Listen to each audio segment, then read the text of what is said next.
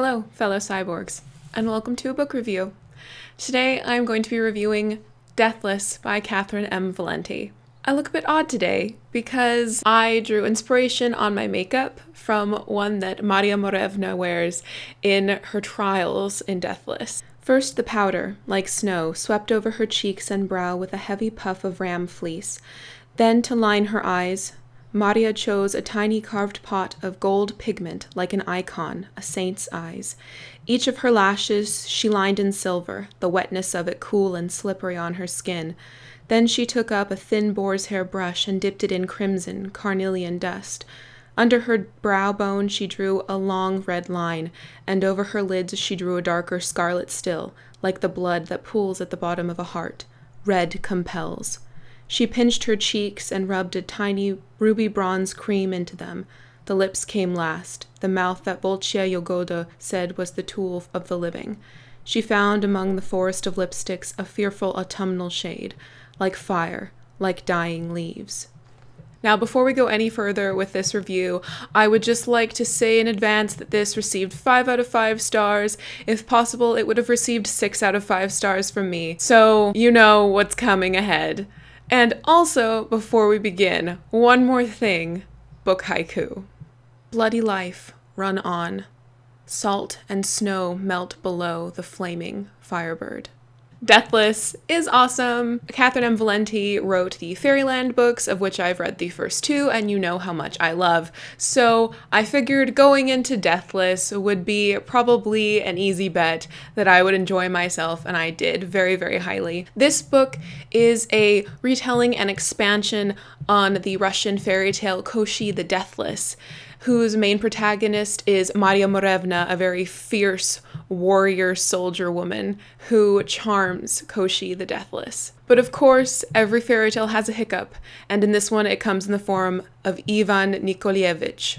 This story is very beautiful, and it is like Russian dolls, how there are stories within stories. There are so many worlds that are explored in this book, and you get to explore each one, and each one is like another layer of that doll, another layer of the onion that you just learn to love. This tale starts off following Maria when she's young in the early 20th century of Russia. This is after World War I, and leading up to the turmoils in World War II, when your street name changes depending upon the regime that has overcome what came before, and to remember the name that came before, the name that you lived on for so long, is treasonous, and you could die for such memories. A time where to wear a red scarf meant more than just a fashion accessory, and were you to behave badly, say something overly imaginative in class, you could be stripped of that scarf by your classmates and slapped and beaten. And those kind children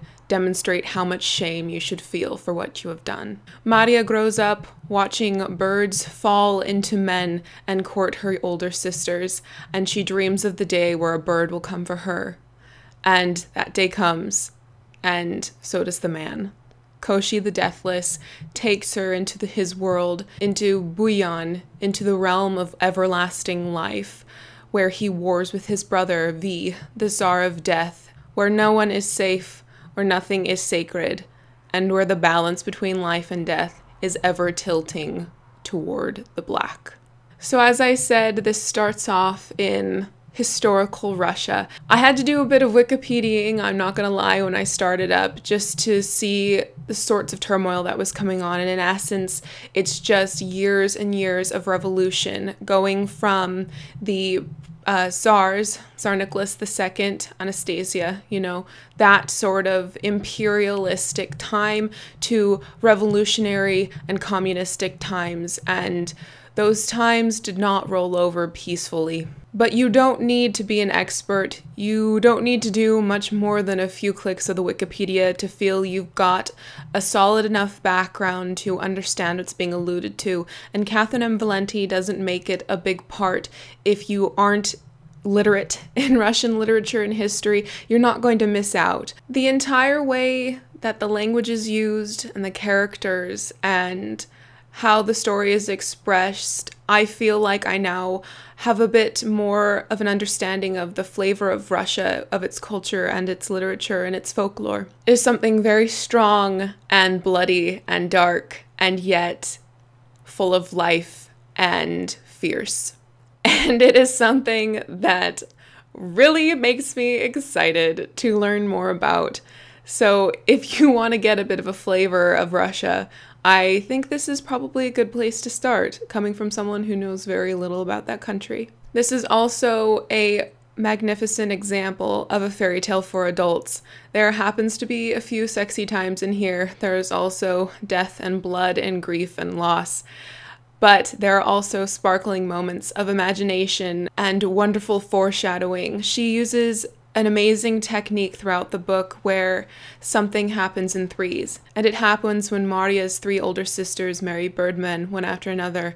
And later in the book, when she is being told a story, it comes in 3 grief-filled parts. 3 is a very magical number when it comes to folklore and fairy tales, and it happens to be my favorite number, so I loved seeing things and knowing that, oh, it's another 3 pattern. I've got some lovely things to pay attention to coming up. Maria is a really wonderful character.